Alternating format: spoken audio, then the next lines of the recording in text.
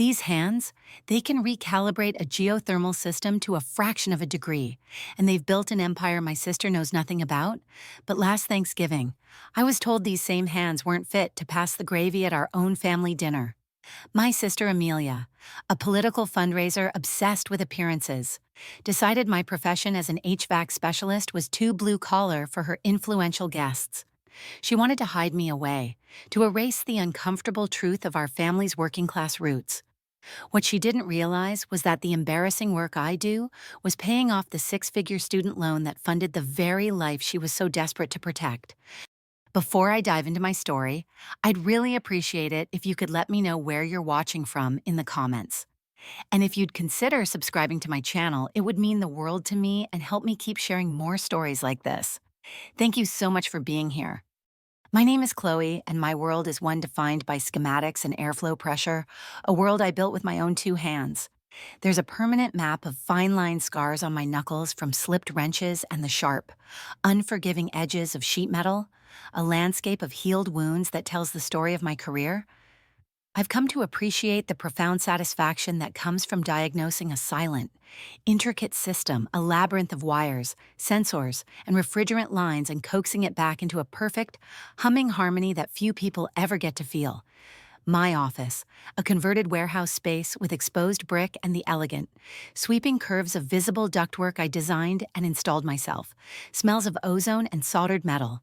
It's a scent I've come to associate with progress and solutions, a perfume of competence, my ledgers.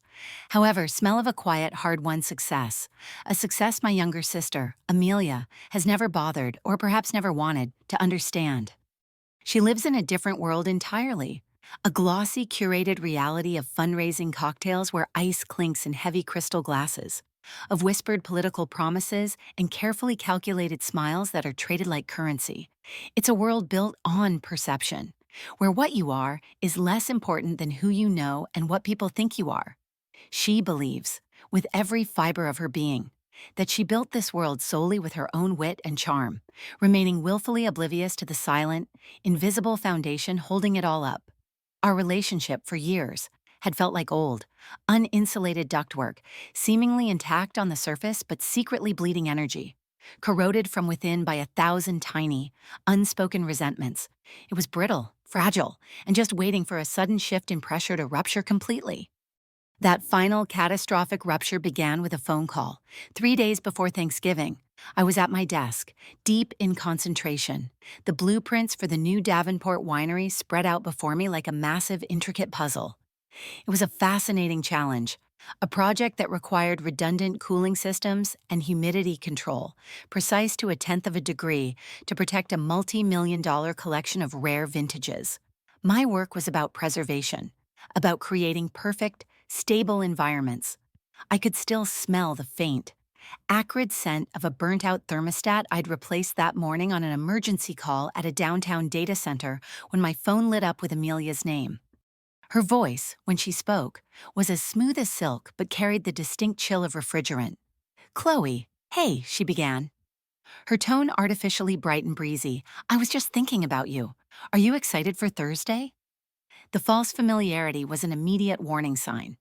Amelia only ever deployed that sugary tone when she was about to ask for something significant. Or worse, deliver bad news packaged as a favor. I leaned back in my chair, the worn leather creaking in protest, and pinched the bridge of my nose, feeling a familiar wave of preemptive exhaustion. "I'm looking forward to seeing Mom and Dad," I said carefully, neutrally. "I'm bringing Dad's favorite pumpkin pie, the one from Grandma's recipe. I was just about to make the crust." There was a slight pause, a perfectly timed, engineered hesitation that always preceded an uncomfortable request. "Right, about that. That's actually why I'm calling this year. Well, it's a bit different. We're hosting at Mom and Dad's, but it's less of a casual family thing and more of a strategic event." I could almost hear the air quotes she placed around the words, a subtle signal that I was outside the circle of importance. "I've invited some major donors from the campaign. It's a very select group. The Davenports will be there. In fact, she said their name with a reverence usually reserved for royalty, a name that, ironically, was just a line item on my own company's client roster. It's absolutely critical that everything goes perfectly. Chloe, the future of the entire campaign could hinge on this dinner. Amelia, I'm 32 years old. I know how to use a fork and make polite conversation at a dinner party, I said. My voice flatter than I intended. The weariness was already seeping into my bones. Of course you do, she rushed to say, her tone falsely reassuring, as if placating a difficult child. It's not that at all. It's just the optics of it all. Appearances are so incredibly important in my world. When people ask what you do, and they will ask, perhaps you could frame it differently. Something a bit more polished. I waited, saying nothing, letting the silence stretch. I knew what was coming. You could say you're an environmental engineering consultant, she finally offered, the words tumbling out in a rush. Or maybe a specialist in architectural climate design. It's not even a lie. Really. You consult on environmental systems for buildings. It lands better. It sounds more aligned with the kind of people who will be there. The condescension was breathtaking. The implication that my life's work, the very business I had poured my blood, sweat, and savings into building from the ground up, needed to be repackaged, sanitized, and made more palatable for her friends. When I didn't immediately agree, her patience frayed and the carefully constructed facade of sisterly concern cracked, revealing the raw panic beneath. Chloe, you have to understand, she hissed, her voice dropping to a conspiratorial whisper. This is about image. Arthur Davenport is old school. He values pedigree, tradition. Do you really think he's going to write a six-figure check for a political campaign run by someone whose sister looks like she just crawled out from under a pickup truck? The insult was so direct, so stripped of its usual sugarcoating, that it felt like a physical blow. It wasn't just about my job anymore. It was about me. My very existence, my reality, was a liability to her ambition. My wish in that moment was painfully simple. I just wanted my sister to see me, to truly see the woman I had become, not the caricature of a grease monkey she held so stubbornly in her mind. Before I could formulate a reply, she delivered the final crushing blow, her voice cold and final. Please, for once in your life, don't make your little career my problem. It would be better for everyone, for the family, if you just didn't come. The line went dead. I sat there for a long time, staring at the complex schematics on my monitor, the humming silence of my own office pressing in on me. This was the empire she dismissed as a little career. For a moment, a bitter, wounded part of me decided to grant her wish. It would be so much easier to stay home, to open a bottle of wine and watch a movie, to avoid the conflict and the forced smiles. It would spare my parents, Richard and Sarah, from having to act as referees in the Cold War that had been raging between their two daughters for years. But then, as if on cue, my own phone rang. It was my mother, her voice warm and laced with that familiar maternal anxiety that could span any distance. Chloe, honey, you're still bringing the pie, aren't you? Your father's been talking about it all week. He says no one makes the crust flaky just the way he likes it, except for you. Her simple, loving words cut through the layers of my anger and hurt, grounding me. The pie wasn't just a dessert, it was a tradition, a connection to our grandmother's kitchen, a tangible piece of the real, unpretentious family Amelia was so desperate to hide. My decision was made. I wouldn't go for Amelia. I would go for them. I wouldn't stay for the performative dinner she had orchestrated, but I would deliver that pie. It was a simple act of love for my father, but deep down, I knew it was also a quiet act of defiance against Amelia's sanitized world. I would show up as I was, unedited and unapologetic. I arrived at my parents' house, the comfortable brick colonial that Amelia had co-opted for her ambitions, just as the sun was beginning to set, casting long shadows across the manicured lawn. I didn't bother to change. I was still in my work clothes, durable canvas pants, steel-toed boots, and a dark blue polo shirt with precision climate systems embroidered neatly in silver thread over my heart. My hands were clean, but a fresh, angry scratch from a stubborn air duct snaked across my forearm, a small honest testament to the day's labor. I walked through the side door directly into the kitchen, a space that had always been my sanctuary in that house. The warm, comforting smells of roasting turkey, sage, and cinnamon wrapped around me like a familiar hug. My mother was pulling a pan of glazed carrots from the oven, and she turned, her face breaking into a relieved smile that didn't quite reach her worried eyes. Oh, thank goodness. Chloe, your father was about to send out a search party for that pie. She enveloped me in a hug that smelled of spices and love as I handed her the pie, still warm from my oven. Amelia swept into the room. She was a vision in a deep red cashmere sweater dress, her hair perfectly styled, her smile perfectly in place, her posture exuding a hostess's effortless grace. She was not alone. Trailing just behind her was an older, distinguished man with sharp, intelligent eyes and a tailored suit that probably cost more than my first work van. Amelia's smile faltered for a fraction of a second when she saw me, a tiny glitch in her flawless performance. "Oh," she said, recovering with the speed of a seasoned politician. She gestured vaguely in my direction, a dismissive flick of her wrist. "Arthur, this is my sister, Chloe. She was just dropping something off for Mom."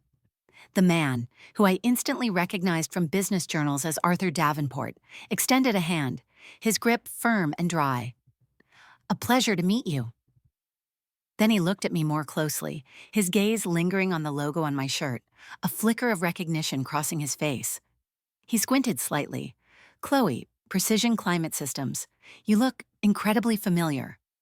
Amelia jumped in, her laugh a little too bright, a little too loud. "Oh, Chloe helps out with all sorts of things around town. A real jack of all trades. Our Chloe, but Mr." Davenport wasn't listening to her. His eyes widened as the connection finally clicked into place. "Of course, you're the one who saved my $2 million wine cellar last month. The humidity was off by 5%, an absolute catastrophe waiting to happen. My regular guys were stumped for a week." He turned to my sister, a broad, genuine smile of admiration on his face. "Amelia, you never told me your sister was a certified genius?" The kitchen, once filled with the bustling sounds of holiday preparations, fell utterly silent. You could have heard a pin drop over the gentle hum of the refrigerator.